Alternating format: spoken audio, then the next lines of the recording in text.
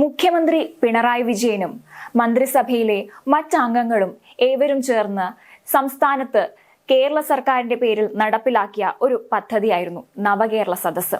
വലിയൊരു വിഭാഗം തന്നെ സംസ്ഥാനത്ത് നിന്നും ഈ ഒരു പദ്ധതിയെ പിന്തുണച്ചിരുന്നു. എല്ലാ മണ്ഡലങ്ങളും സന്ദർശിച്ച് ജനങ്ങളുമായി സംവദിക്കുക എന്ന ഉദ്ദേശത്തോടു കൂടിയാണ് ഇത്തരത്തിലൊരു പദ്ധതി പിണറായി വിജയൻ മുന്നോട്ട് വയ്ക്കുന്നത്. ജനങ്ങളിലേക്ക് ഇറങ്ങിച്ചെന്ന് ജനങ്ങളുടെ പരാതികൾ സ്വീകരിച്ച് അതിനുള്ള പരിഹാരം കാണുക എന്ന ഉദ്ദേശവും ഇതിനുണ്ടായിരുന്നു.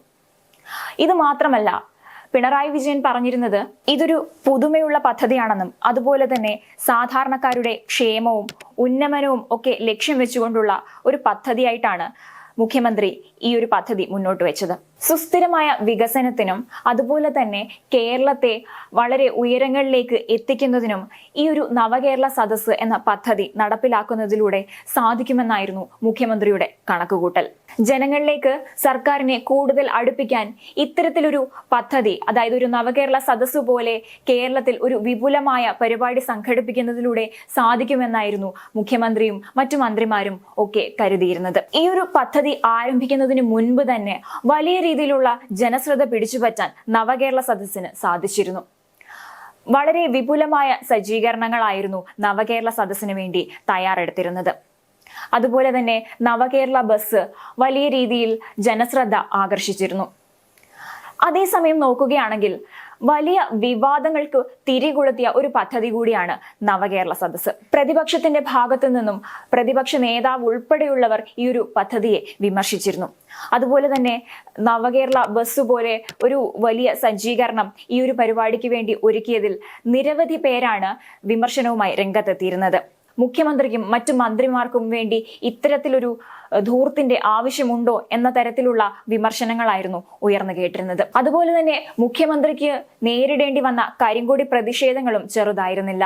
കോൺഗ്രസിന്റെ വിദ്യാർത്ഥി സംഘടനകളുടെ ഭാഗത്തു നിന്നൊക്കെ നേരിടേണ്ടി വന്നത് വലിയ രീതിയിലുള്ള പ്രതിഷേധങ്ങളായിരുന്നു. നവകേരള ബസ്സുമായി മുഖ്യമന്ത്രി നിരത്തിലിറങ്ങിയപ്പോൾ SFI പ്രവർത്തകർ നിരവധി തവണ കരിങ്കൊടി കാണിച്ചും അതുപോലെ തന്നെ യൂത്ത് കോൺഗ്രസ് പ്രവർത്തകരും അതുപോലെ തന്നെ പ്രതിപക്ഷ നേതാവ് ഉൾപ്പെടെയുള്ളവർ നവമാധ്യമങ്ങളിലൂടെയും അതുപോലെ തന്നെ മാധ്യമപ്രവർത്തകരോടൊക്കെ വളരെ രൂക്ഷമായ ഭാഷയിൽ തന്നെ മുഖ്യമന്ത്രിയെ വിമർശിച്ചുകൊണ്ട് രംഗത്തെത്തിയിരുന്നു. അതുപോലെ തന്നെ വേദിയിൽ വെച്ച് തോമസ് ചാഴിക്കാടനെ അപമാനിച്ചതുൾപ്പെടെയുള്ള വിമർശനങ്ങൾ മുഖ്യമന്ത്രിക്ക് നേരിടേണ്ടി വന്നിരുന്നു.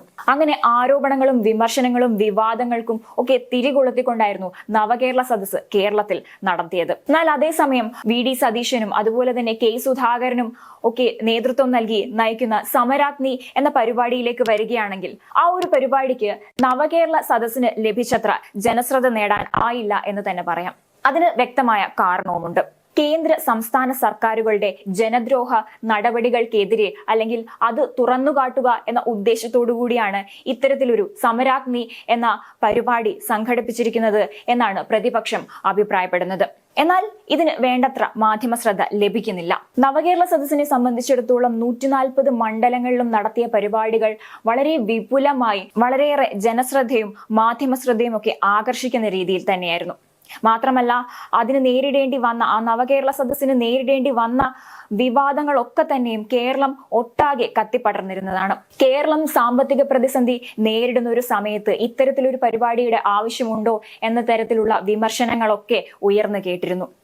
ഇത്തരത്തിൽ കേരളം നിക്കക്കള്ളിയില്ലാതെ സാമ്പത്തികമായി തകർന്നിരിക്കുന്ന ഒരവസ്ഥയിൽ ഇത്രയും വിപുലമായി കേരളം ഒന്നടങ്കം ഇത്തരത്തിലൊരു പരിപാടിയിൽ പങ്കെടുക്കേണ്ടതുണ്ടോ, കേരളം അതിനെ പിന്തുണയ്ക്കണോ എന്ന തരത്തിലുള്ള വാദങ്ങളൊക്കെ ഉയർന്നു വന്നിരുന്നതാണ്.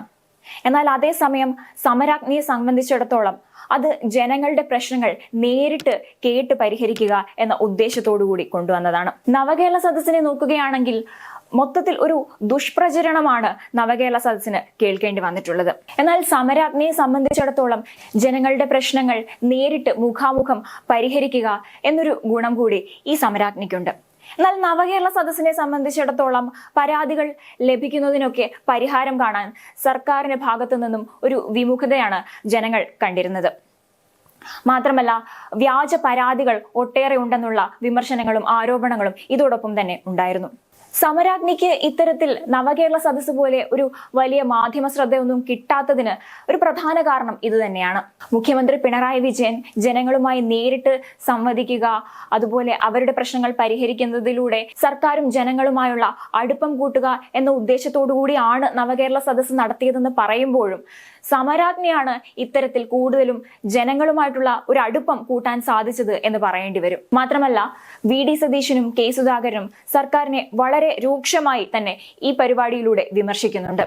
കരുവന്നൂർ ബാങ്കിന്റെ കൊള്ള മുതൽ PSC നിയമനങ്ങൾ നിർത്തിവച്ചത് വരെ സാംസ്കാരിക മേഖലയിലെ നാശം വരെയുള്ള ഒരുപാട് വിഷയങ്ങൾ അതിന്റെ സംഘടനകളും വ്യക്തികളും പ്രാദേശിക ജനങ്ങളും നിവേദനങ്ങളുമായി ഞങ്ങൾ വന്ന് കണ്ട് സംസാരിച്ചിട്ടുണ്ട്.